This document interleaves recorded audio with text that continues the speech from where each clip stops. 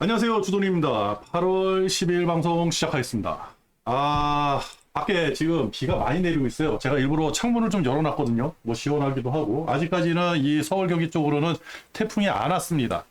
빗소리가 조금 마이크를 통해서 들어가면 좋을 것 같아요. 지금 장 분위기가 지금 우리 비 오는 거하고 거진 비슷하죠. 주도는요, 오늘 레버리지 20%를 추가 매집을 했습니다. 그래가지고 코스피 레버리지 40% 지금 투입돼 있고요. 나스닥을 좀 매집을 하려고 했거든요. 뭐 코스피는 20%를 보유하고 있었으니까 나스닥을 좀 매집을 하려고 했는데 조금 이 세금 문제가 생겼어요. 지금 오버가 돼가지고 나스닥보다는 코스닥하고 코스닥 레버리지하고 고포스에 좀 집중을 하려고 합니다 지금. 그래가지고 코스닥 레버리지 40% 매집을 했고요. 레버리지 매집한 거는요. 이유는 단 하나예요. 가방 저항대에 걸렸거든요. 어저께 미국 한번 볼게요. 어저께 미국장 열리고 나서 제가 이제 그 방송 중에 그 말씀을 드렸거든요. 그 중국에 관한 미국에서 중국에 관한 그 이제 반도체라든지 이런 거에 대한 이벤트가 있다, 뉴스가 있다. 그게 이제 행정명령이었더라고요. 제가 어저께 방송할 때까지만 해도 행정명령 사인이라는 생각은 못했거든요. 정확한 뉴스를 들은 게 아니라 그냥 한 바퀴 빙 도는 뉴스를 들어가지고 그냥 그런 이벤트가 있나 보다. 그러면 또 요동치지 않을까 했는데 아니 다 좋았는데 어저께 장 시작하면서 미국은 그냥 그죠? 그냥 쭉 빠지더라고요. 어제 5분봉 한번 볼까요?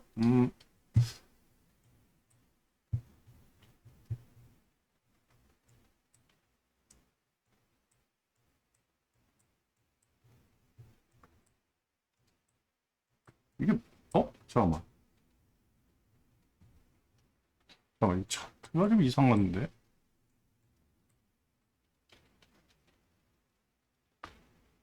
일시 여기네요, 여기.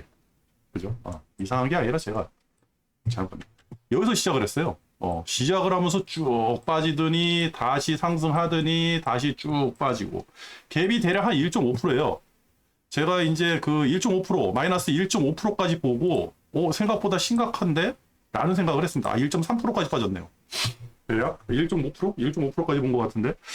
그래가지고 야 이거 생각보다 심각한데 야 이거 진짜 추세 폭락인가? 지금 우리가 모르는 악재 굉장히 큰 일들이 도사리고 있는 건가?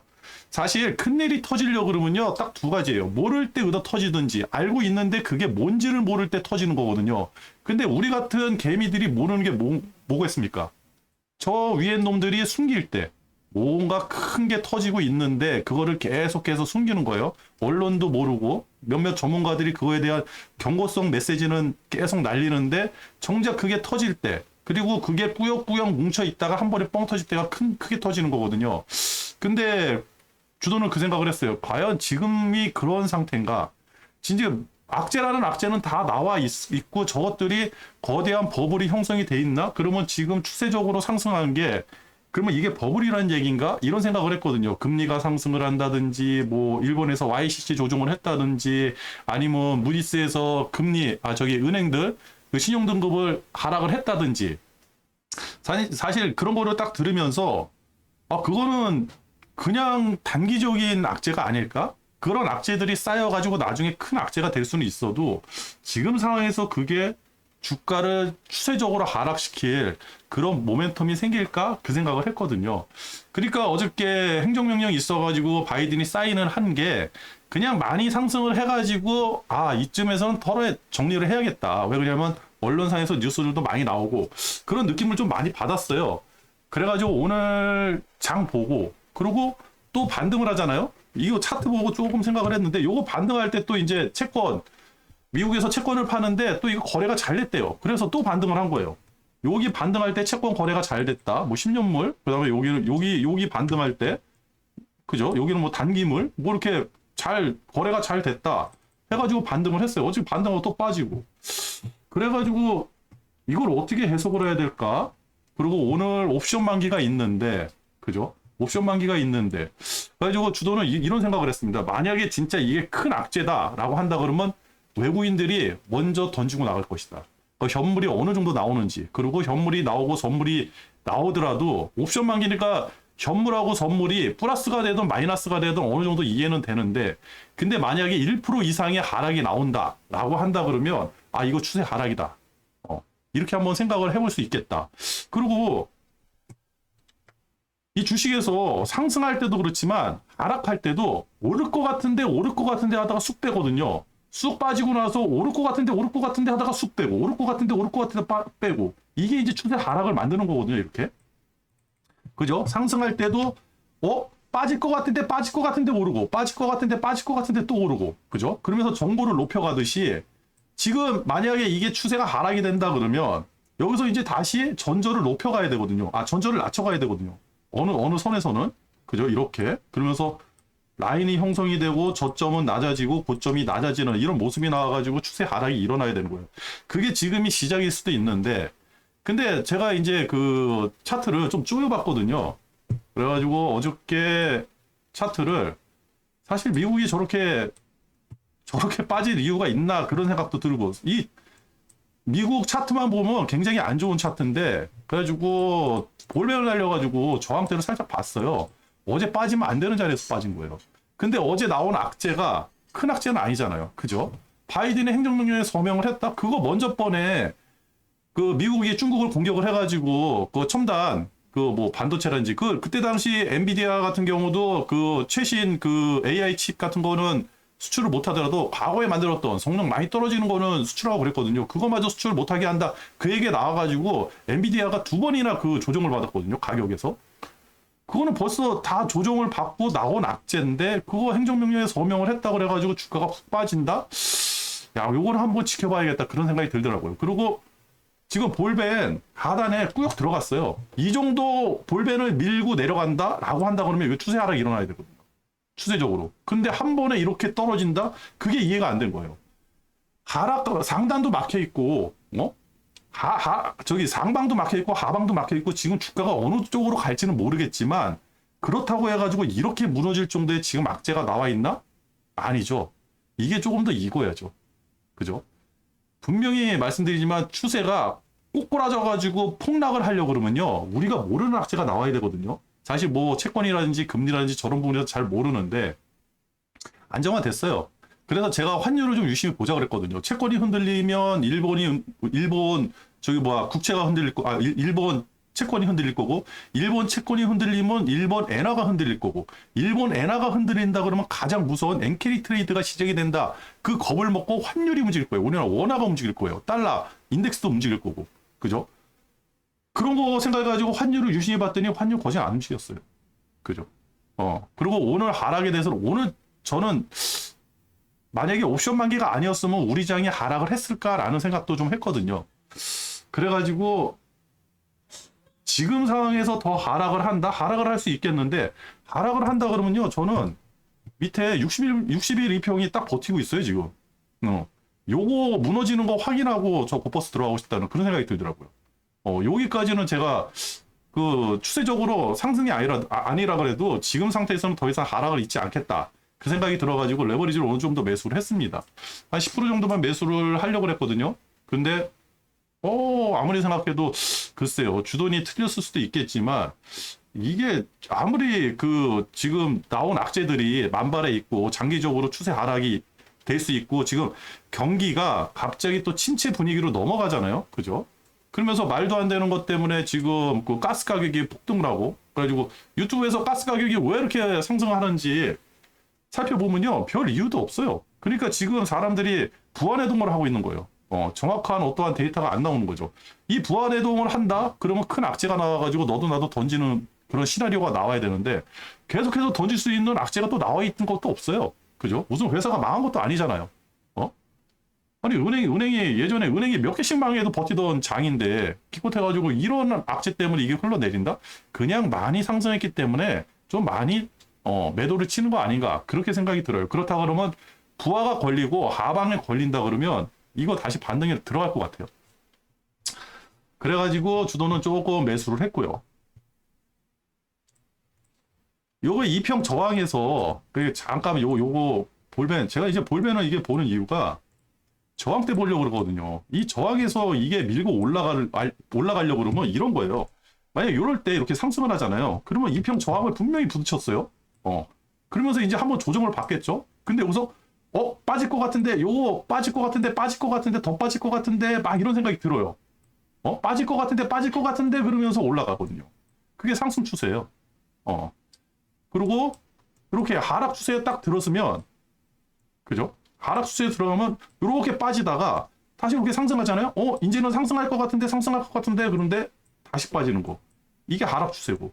그래서 하락 추세에서는 어디 갔지? 이렇게. 하락 추세에서는 이렇게 추세 라인을 그려버리면, 그죠?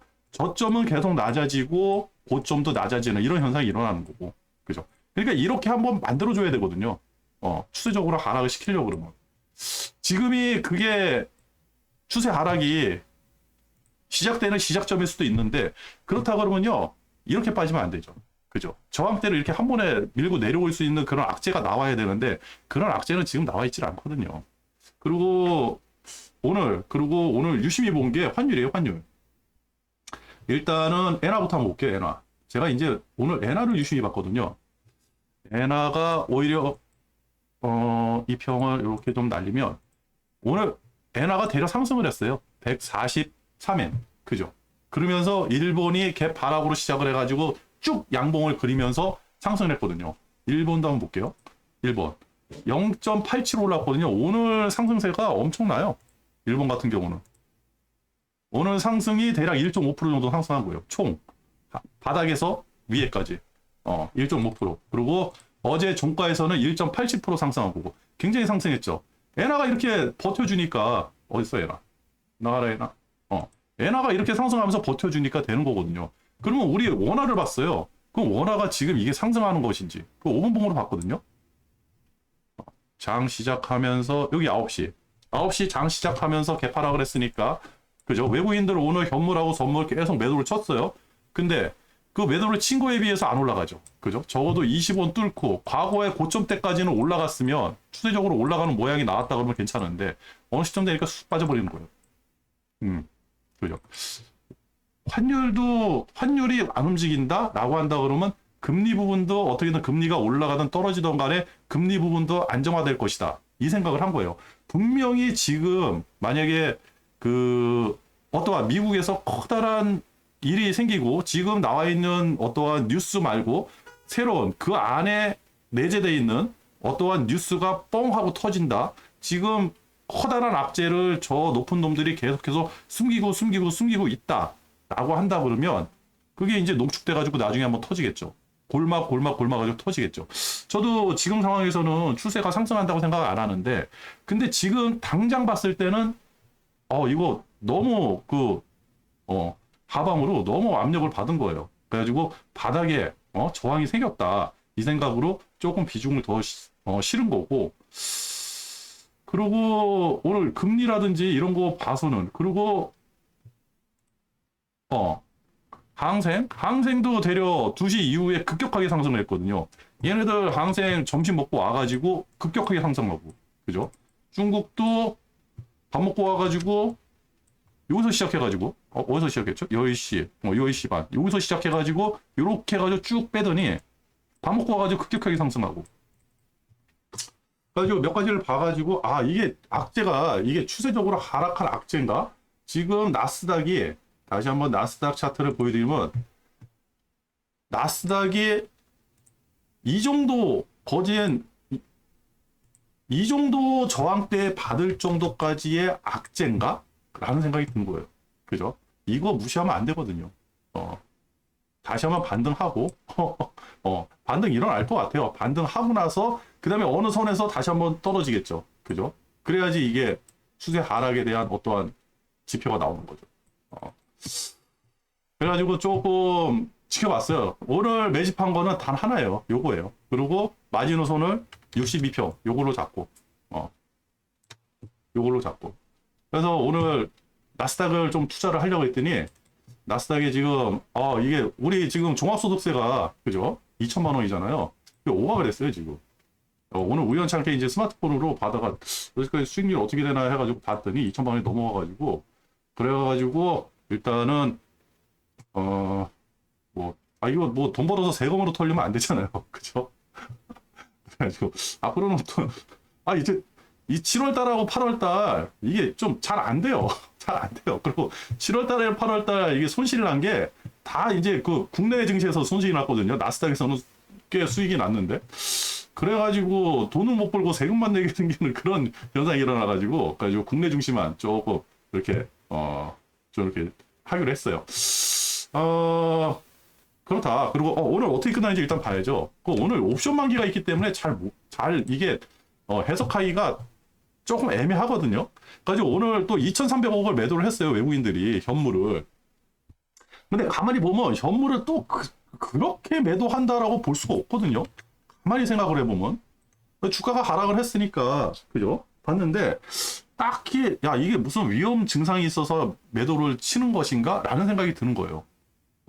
언젠가는 얘네들도 뭐 매도를 치려고 그러면 커다란 악재가 아니라 내재된 악재다. 이게 어디서 지금 골마 썰고 있다. 추세적으로 이제는, 추세 하락이 일어날 위치까지 왔다라고 한다 그러면 얘네들 지금 작업을 할 거예요. 무슨 작업이든지. 이렇게 지금 일어났고, 그리고 단기적으로 선물이에요. 선물 오늘 또 한 7,000개 팔아야 됐거든요. 그죠? 7,400개를 팔아야 되는데, 뭐 오늘 선물이 어떻게 움직이는지 그건 중요하지 않아요. 만기로 계속해서 5만 개. 요게 계속 며칠이 계속 깔려 있는 거예요. 그래가지고 이 생각도 한번 한 거죠. 오늘이 옵션 만기니까 오늘까지 자기네들이 원하는 거 해먹고 내일부터 어떻게 되지 않을까? 그 생각도 했고. 그리고 야간 선물 시장에서 유럽이라든지 미국이 떨어지지 않고 계속 현상 유지를 했거든요. 그리고 장 끝나고 봤더니 유럽이 현재는 0.8%. 닥스가 아까 전에 뭐 1% 넘게 상승을 하고 있었거든요. 근데 지금 한 0.8% 이렇게 더 상승을 보여주고 있고 유럽이 그죠? 미국도 야간 선물 시장이 또 상승을 하고 있고. 근데 이게 미국이 또 어제도 상승하고 있었어요. 근데 본장 열리면서 그냥 뉴스 한 방에 음봉이 쭉 났거든요. 그러니까 오늘 분명히 지표가 있잖아요. CPI 지표하고 실업자 지표가 있어요. 근데 제가 지표 보지 말자 그랬죠. 그러니까 오늘 이게 판가름 날 것 같아요. 어떠한 지표가 나와가지고 야 마음에 안 들어 그러면 팔 거고 야 그래도 괜찮아 그러면 상승할 거예요. 지표가 잘 나와도 문제 못 나와도 문제 그죠? 그러니까 지표가 나오고 나서 이거를 내가 호재로 받아들이는지 악재로 받아들이는지 이거에 따라서 달라지는 거잖아요. 그죠? 실업자가 적게 나오면 지금 뭐 인플레 우려 때문에 난리가 나는 거고 실업자가 많이 나오면 인플레 우려가 내려갔다고 해서 주가 올라갈 거고 그죠? 근데 실업자가 많이 나오면 또 침체 걱정 때문에 주가가 내려갈 거고 그죠? 실업자가 또 많이 나오면 야 인플레 우려가 많이 완화됐어. 그러면 주가가 올라갈 거고 다 귀에 걸면 귀걸이 코에 걸면 코걸이에요. 그러니까 지금 상황에서는 지표 보고 투자한다? 요거 좀 애매합니다. 뭐 지표가 몇 나오면 주가가 상승한다? 글쎄요. 그건 한번 봐야죠. 왜 그러냐면 제 생각에는 지금 장은 좀 부안해동에 걸려 있는 것 같아요. 그래가지고 어떤 식으로 움직이는지 그리고 만약에 계속해서 하락을 한다. 그리고 오늘 좀 본 게 뭐냐면 오늘 나스닥이 좀 상승을 했잖아요. 나스닥도 근데 나스닥은 계속해가지고 이 폭탄 안고 가는 것 같아요. 아무리 생각해도 나스닥. 오늘 좀 상승했는데 이거 다 지워버리고 뭐 2평 이런 거 다 필요하지 않죠, 그죠? 그래가지고 이렇게 보면 여기가 이제 전고인데 여기가 전고고 어떻게 추세 맞춰가지고 여기서 딱 상승을 하거든요. 이렇게 상승을 했는데 얘가 지금 문제가 뭐냐면 그죠? 많이 하락을 해가지고 여기서 추세를 맞춰서 올라가면 괜찮은데 문제가 뭐냐면 외국인들이 거진 없어요. 그러니까 단단한 이 밑에서 받쳐줄 수 있는 이게 없어요. 매물대가 없는 거예요. 매물대가. 개미들이 다 가지고 있으니까. 지수 전체를 개미들이 다 좌지우지 한다고 해도 과언이 아니라고 이렇게 말씀을 드릴 수가 있잖아요. 그렇다고 하면 이 지수대를 유지하려고 그러면요. 이거 무조건 그 개별주 같은 경우는 거래량이잖아요. 이 거래 대금이에요. 거래 대금 무조건 받쳐줘야 되는데 코스닥 오늘 거래 대금 18조. 그죠? 애매해요. 그죠? 어느 순간에 거래 대금이 뚱 터져가지고 주가를 방어할 수 있는 수준까지 와야 되는데 그러질 않고 있거든요, 지금. 그리고 코스피 같은 경우는 12조. 그죠? 거래 대금이 없어요. 힘이 없어요, 지금. 외국인들 기침 한 번에 그냥 주가가 출렁출렁하는 그런 상황이거든요. 근데 외국인들이 2천억 팔고 2천억 매도하고 선물을 7천 개를 매도했는데 주가가 0.5% 빠졌다? 웃기지 않습니까? 그죠? 그리고 그거를 사라졌네. 그래가지고 이제 신용 비중을 좀 봐야 되는데 나중에는 저 신용 비중 한번 맞춰가지고 한번 보여드릴게요. 신용 비중도 굉장히 늘어나 있어요. 그 신용이 많이 늘어나 있어가지고 그것도 좀 문제가 될 것 같고 그렇습니다. 그리고 오늘 보면 요것도 문제예요. 그 뭘 샀는지 중요하잖아요. 외국인들이 110만 주 매도를 했거든요. 그죠? 아니 저렇게 많이 팔았는데 삼성전자를 왜 안 파는 거예요? 그리고 삼성전자 이렇게 봐서 여지까지 판 흔적이 거진 없어요. 거진 아직까지도 매수도예요. 매수. 매수세가 더 거세거든요. 어? 그죠? 만약에 어떠한 큰 악재가 나온다 그러면 삼성전자부터 팔아야 되는 거 아닙니까? 만약에 어떠한 큰 뭐 아시아에 뭐 투자하고 있는 뭐 펀드라든지 뭐 세계적인 펀드라든지 뭐 이런 데서 이제는 아시아 시장에서 이머징 시장에서 자금을 좀 회수를 해야겠어. 이거 큰일 났어. 라고 한다 그러면 삼성전자부터 팔지 않을까요? 그동안에 이렇게 많이 사들였는데. 그죠? 삼성전자 지금 매도세가 안 일어나요. 어느 순간에는 100만 주, 어느 순간에는 뭐, 여기는 400만 주 팔았죠? 그죠? 21일날 400만 주 팔고 막 이래가지고, 이제는 삼성전자 매기도 이제 끊긴 거 아닌가? 슬슬 파나 했더니, 가만 보면, 아니에요. 우리나라 지금 그 외국인들이 코스피 현물 투자하는 거하고 비슷하게 움직이고 있어요. 뭐, 하이닉스도 그렇고. 근데, 그거 아세요? 침체가 온다 그러면요, 그러니까 지금 우리나라는 굉장히 문제잖아요. 부동산 문제도 있고, 대출 문제도 있고, 그 다음에 금리 때문에 이자 문제도 있고, 굉장히 많은 문제가 있어요. 그리고 우리나라는 추세적으로 하락을 할 것 같은 생각이 들어요. 버티지는 못할 것 같아요, 올해도 버티지 못할 것 같아요. 올해 안에는 크게 한번 출렁이지 않을까, 그런 생각도 있거든요, 주도는. 근데 이 생각을 한번 해보세요. 지금 올 여름에,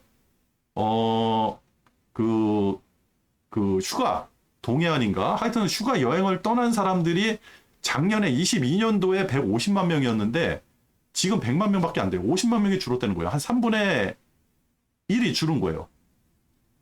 그러면 그 나머지 그 3분의 1에 50만 명이 해외로 나갔느냐? 그러진 않대요. 해외 나간 거는 뭐 작년이나 올해는 비슷하다 그러더라고요. 그러겠죠. 비행편이 뭐 한정돼 있으니까. 그러면 그 50만 명은 왜 휴가를 못 가냐는 거죠. 뭐 핑계죠. 주돈도 휴가를 안 갔으니까 뭐 애가 고3이다 뭐 날이 덥다 핑계인데 쉽게 가지고 돈이 없는 거예요. 돈 있고 여유 있고 시간 있으면 어디를 안 가겠습니까? 다 쑤시고 댕기지. 그죠? 그 핑계예요, 핑계. 뭐 그 지역 물가가 너무 비싸다, 바가지다, 날 더운데 거기 가서 뭐 하냐, 무슨 뭐 동해안에 뭐 찬물이 들어와 가지고 수영도 제대로 못한 핑계예요. 그죠? 근데 그런데 말고 그 계곡 있잖아요. 전통적인 계곡 이런데 우리들이 가는데 그죠? 우리 정도의 연령대들이 가는 그런 계곡에는요 또 바글바글해요. 저렴하게 휴가 갈 수 있는 데는 사람들이 넘쳐났고 그죠? 그 돈 쓰는데 그 돈 쓰는 바닷가 솔직히 바닷가 이런 데 누가 갑니까? 저도 안 가요. 힘들어가지고 우리 아이들이나 갈까? 젊은 사람들이 많이 가는데 젊은 사람들이 쓰지 못하는 거예요. 돈 쓰는 그 주체가 달라진 거예요. 그죠? 돈 쓰는 사람이 없는 거예요. 이게 저는 그 뉴스를 듣고 나서 우리나라 소비가 굉장히 위축이 돼 있구나. 근데 미국이나 유럽은 지금 경기 침체라는데 주가가 저렇게 많이 올라가잖아요. 그 이유가 뭐겠어요? 소비가 지금 엄청나게 일어나고 있어요. 젊은 사람들 위주로. 소비가 계속해서 일어나고 있기 때문에 저 주가가 상승할 수 있거든요. 근데 우리나라는 소비가 일어나지 않고 있어요, 지금. 굉장히 위험하거든요. 게다가 뭐 잼버리라든지 뭐 이런 거 문제 터졌죠. 지금 정치권에서는 지들 싸움이다, 전 정권이 뭐다, 뭐 이런 싸움이나 해대고 있잖아요. 지금 상황에서. 주돈이 항상 걱정하는 게 그거예요. 만약에 우리나라 경제에 무슨 일이 터졌을 때, 이거 누가 이 문제를 해결할 거냐고요.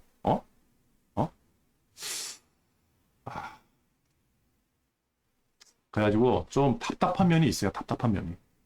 만약에 우리나라에서 어떠한 큰 문제가 터졌을 때, 이거 해결 못합니다. 아직까지는 주식이 미국 따라가니까 상관이 없는데 만약에 미국하고 디커플링 나고 우리나라 내부적으로 큰일이 터졌을 때는 이 차트 이런 거 다 무시해야죠. 이거 다 무시하는 거예요.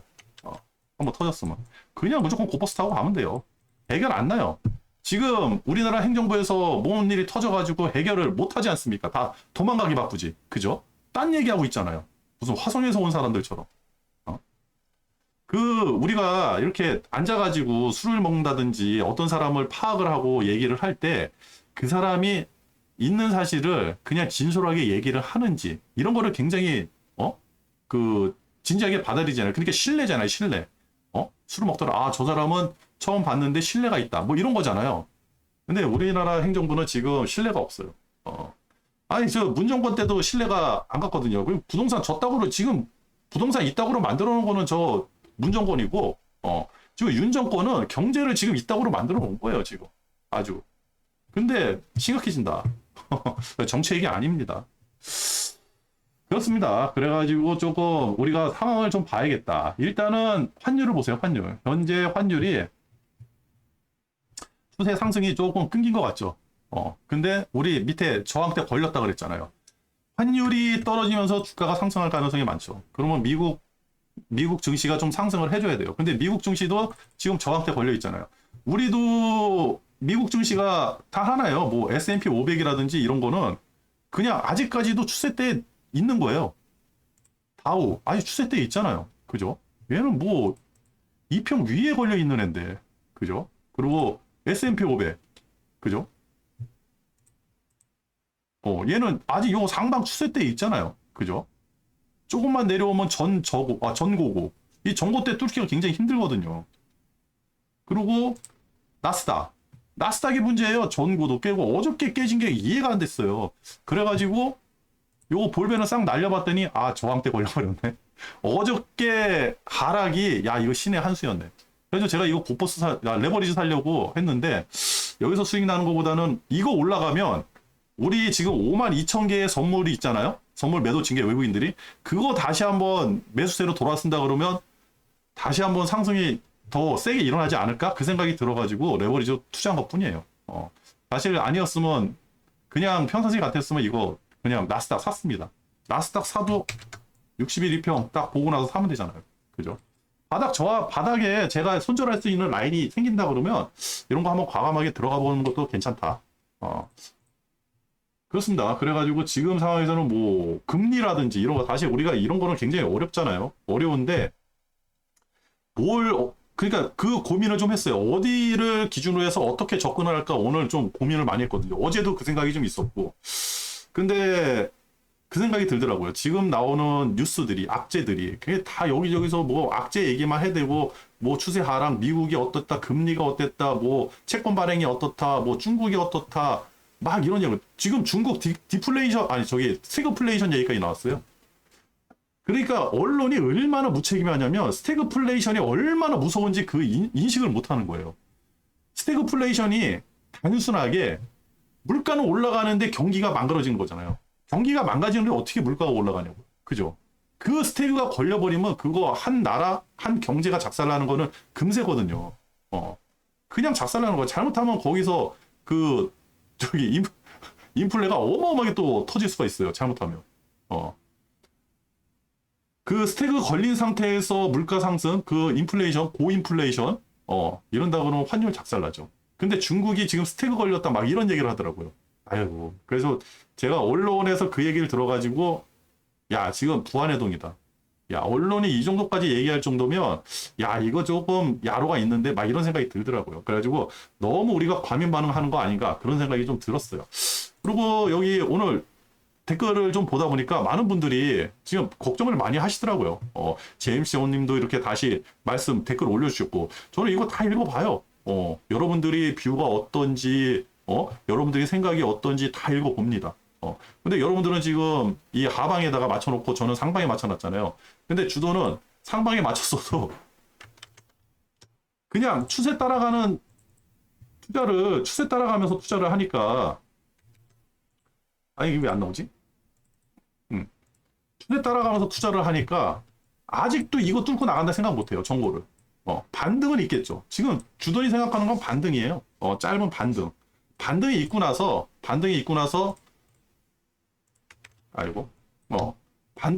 한번 추세가 결정되지 않을까? 그죠? 이렇게 결정되지 않을까? 어느 라인으로든? 저희 그 생각을 하고 있거든요. 그러니까 지금 반등 구간에서 생각을 하는 거지. 근데 이게 반등이 시작되면서 만약에 주돈이 생각했던 반등이 시작되면서 또 세상이 어떻게 변할지 모르죠. 이 정보를 뚫을지 안 뚫을지. 그죠? 이거는 좀 지켜봐야지 아는 거고. 이렇게 한번 생각을 해보자고요. 지금 나오는 뉴스들의 악재들의 그다음에 이 뒤에 쌓여 있는 우리가 이제 과거부터 누적돼 있는 이런 어떠한 저기 이제 하방 압력으로 작용할 수 있는 이런 재료들을 딱 가지고 놓고 봤을 때 그러면 지금 주가가 그렇게 쉽게 무너질 수 있는 주가인지.